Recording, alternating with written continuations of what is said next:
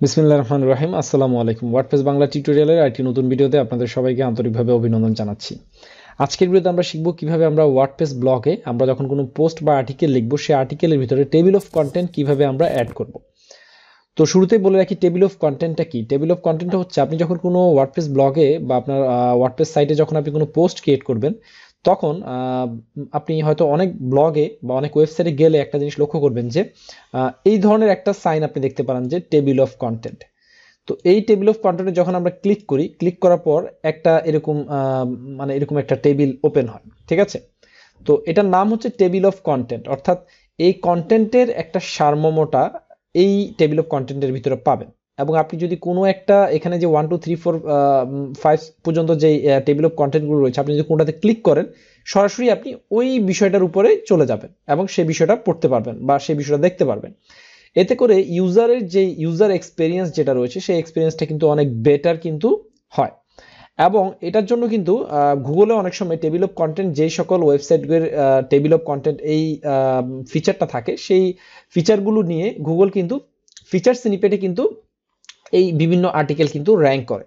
So আমরা সবাই table of কন্টেন্টটা ব্যবহার করব। তো এখন কিভাবে এই টেবিল অফ কন্টেন্টটা আপনার ব্লগে আনা যায় এটা একটা জানার বিষয়।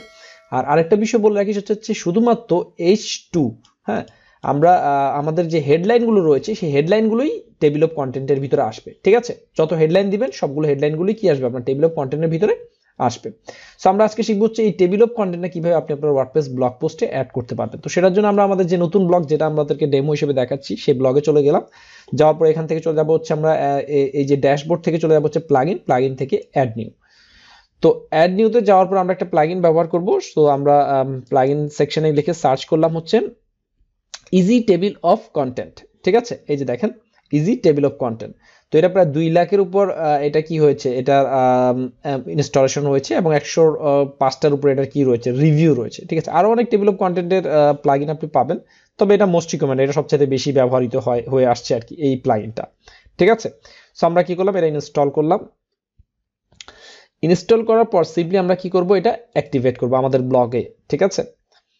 তো ব্লগে অ্যাক্টিভেট করার পর যে আমরা যে ইজি টেবিল অফ কন্টেন্টটা যেটা আমরা কি করলাম অ্যাক্টিভেট করলাম সেটা একটু সেটিংসগুলো আমরা দেখে নিই, যেটার বেসিক কি সেটিংসগুলো রয়েছে। বাই ডিফল্ট যে সেটিংসটা দেওয়া থাকে সেটাই বেস্ট। তারপর আমরা কিছু বলে রাখি, হ্যাঁ।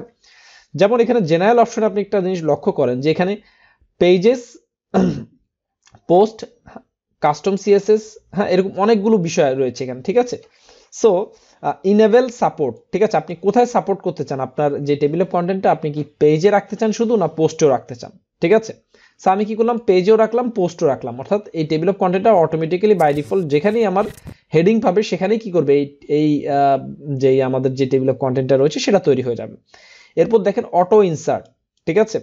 অটো ইনসার্ট দেখেন এখানে কি বলছে, select the post type to enable and support table of content. আপনি এখান থেকে যে সেকশনগুলোকে সিলেক্ট করে দেবেন সেই সেকশনগুলো অটোমেটিকলি কি হয়ে যাবে, আপনার টেবিল অফ কন্টেন্টের জন্য সাপোর্টেবল হয়ে যাবে। এবং অটো ইনসার্টের ভিতর আপনি দেখেন কি লিখেছে, select the post type which will have the table of content automatically insert. এটা দিয়ে দিলে কি হলো, অটোমেটিক্যালি সেখানে চলে যাবে। Note the table of content will be automatically inserted on the post type for which has been enable. আপনি উপরে থেকে যেটা এনেবল করেছেন সেটাই অটোমেটিক্যালি ইনসার্ট হবে এখানে, ঠিক আছে। তো আমরা এখান থেকে পোস্টের ভিতরে মাস্ট বি আমরা রাখতে চাচ্ছি, আমাদের এই টেবিল অফ কন্টেন্ট অটোমেটিক্যালি চলে আসবে। পজিশন, হ্যাঁ, পজিশন হচ্ছে কি বিফোর ফার্স্ট হেডিং। এই যে আমরা এখানে যে দেখেন এই যে ফার্স্ট হেডিং কোনটা আমাদের, এই যে এটা হচ্ছে আমাদের ফার্স্ট হেডিং, ঠিক আছে। এই ফার্স্ট হেডিং এর পরেই কি থাকবে, আমাদের টেবিল অফ কন্টেন্ট থাকবে, এটা দিতে পারেন আপনি। পাশাপাশি আপনি এখানে কি দিতে পারেন, আফটার ফার্স্ট হেডিং, ঠিক আছে।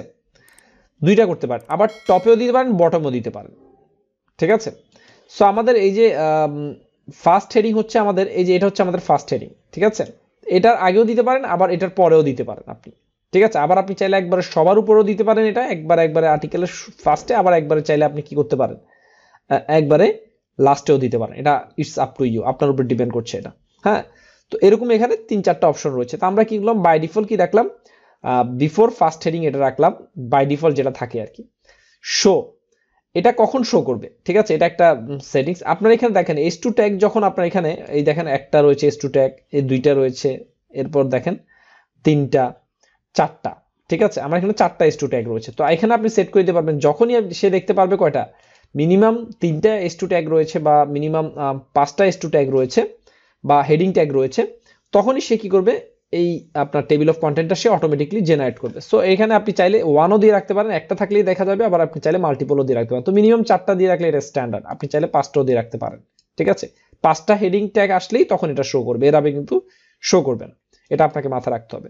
সো আমরা কি করলাম, এখানে 4টা দিয়ে রাখলাম। ওকে, ডিসপ্লে হেডার লেভেল, হ্যাঁ আপনি যদি এটা অন করে রাখেন তাহলে show header text above the table of content. এই যে এখানে যে এই যে হেডার টেক্সটটা যে রয়েছে, ঠিক আছে, এই যে এখানে আমাদের এখানে দেখেন এই যে হেডার টেক্সটটা দেখা যাচ্ছে, হ্যাঁ এই হেডার টেক্সটটা আপনার শো করবে যদি এখানে যদি আপনি কি করে রাখেন, এটা সিলেক্ট করে দিবেন। হ্যাঁ, এরপর দেখেন হেডার লেভেল, ঠিক আছে, হেডার লেভেল টেবিল অফ কন্টেন্টই থাকবে। আপনি চাইলে আপনার বাই ডিফল্ট আপনার পছন্দ মতো আপনি এখানে কোনো টেক্সট ব্যবহার করতে পারেন। ট্যাগেল ভিউ, ঠিক আছে, এটা আপনি অন করে রাখলেন। তারপর হচ্ছে ইনিশিয়াল ভিউ, ঠিক আছে, ইনিশিয়াল ভিউটা আপনি এটা অনও করে রাখতে পারেন, অফও করে রাখতে পারেন। ঠিক আছে, শো হায়ারার্কি এটা দিয়ে রাখতে পারেন। এরপর হচ্ছে কাউন্টার, এটা ডেসিমেল যেটা রয়েছে সেটাই থাকবে। হ্যাঁ, স্মুথ স্ক্রল এটা অন করে দিলেন। এভরিথিং হয়ে গেলে এখানে যে সেটিংসগুলো রয়েছে এগুলো খুব একটা আপনাদের ধরার প্রয়োজন নেই। এখানে কিছু সাইজের ব্যাপার স্যাপার রয়েছে, হ্যাঁ কি আপনি ফন্ট সাইজটা এখান থেকে সিলেক্ট করে দিতে পারবেন, আপনি চাইলে এখান থেকে উইডথটা আপনি সিলেক্ট করে দিতে পারবেন। তো এগুলো যেভাবে আছে সেভাবেই দিয়ে দিলেন, আপনার থিম অনুযায়ী এটা করবেন। আপনি চাইলে কালারগুলো এখান থেকে চেঞ্জ করতে পারেন, background colour, border colour, title colour, link colour. আপনি যদি মনে হয় কালার অ্যাডজাস্টমেন্টের মতো যদি আপনার একটা ভালো ধারণা থেকে থাকে সেক্ষেত্রে আপনি এগুলো চেঞ্জ করতে পারেন। আদারওয়াইজ কিন্তু আপনি এমন কোনো কালার ইউজ করবেন না যাতে আপনার ব্লগের ভিতরে এটা কি অসামঞ্জস্য দেখা যায়। দেখেন একটা ব্লগ আর্টিকেলের ভিতরে আপনি এখানে এমন কালার ইউজ করলেন যেটা দেখতে মোটেই শোভনীয় লাগছে না। সো এটা ওইভাবে আপনি যদি আপনার কালার অ্যাডজাস্টমেন্টের উপর যদি আপনার ভালো একটা আইডিয়া থাকে আপনি ব্যবহার করেন, কোনো প্রবলেম নেই। এরপরে রয়েছে আরো অ্যাডভান্স কিছু ফিচার রয়েছে। হ্যাঁ, হেডিং এর ভিতরে আপনি সিলেক্ট করে দিতে পারেন যে শুধুমাত্র আমি চাচ্ছি কি H2 ট্যাগের যে হেডিং গুলো রয়েছে সেটা থাকলে আমার এটা কি আসবে, আমার যে টেবিল অফ কন্টেন্টের ভিতরে আসবে। অন্য যত হেডিং ছোটখাটো যে H1 ট্যাগ, H6 ট্যাগ এগুলো যেন আমার হেডিং ট্যাগে না আসে। আবার চাইলে আপনি যদি বলেন না যে কোনো হেডিং ইউজ করলেই কি হবে, আমার এই টেবিল অফ কন্টেন্টের ভিতরে কি চলে আসবে, সেটা অটোমেটিকলি চলে আসবে, এটাও আপনি করে দিতে পারেন। হ্যাঁ, এরপরে হচ্ছে এক্সক্লুড হেডিং, আপনি কিছু স্পেসিফিক যদি আপনি টেক্সটকে চাচ্ছেন যে আপনার এই হেডিং ট্যাগ থেকে আপনি এক্সক্লুড করার জন্য, সেটাও আপনি এখান থেকে কমা দিয়ে সেটা কি করতে পারেন বা সেপারেটর দিয়ে আপনি এটা দিয়ে দিতে পারবেন, তাহলে সেই টেক্সটগুলো কি করবে না, কখনো হেডিং এ আসবে না।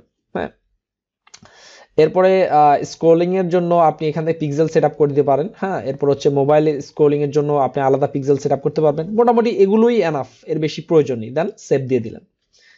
সেভ দেওয়ার পরে যেটা হলো, আপনার ব্লগে অটোমেটিকলি আপনি যদি দেখেন, আপনার কোনো পোস্ট যদি দেখেন যেটার ভিতরে 5-7টা বা তার মাল্টিপল আপনি কি ইউজ করেছেন, তো আমি এখানে যতগুলো 4-5টা ব্লগ লিখেছি একটার ভিতরে হেডিং ট্যাগ নাই আনফরচুনেটলি। সো তারপর আমি চেষ্টা করি আপনাদেরকে যদি দেখানো যায়। ওকে, এই পোস্টটাতে থাকতে পারে, তো এই পোস্টটা ওপেন করলাম। তো এখানে কোনো হেডিং ট্যাগ আমাদের তৈরি হয়েছে কিনা আমরা একটু দেখি।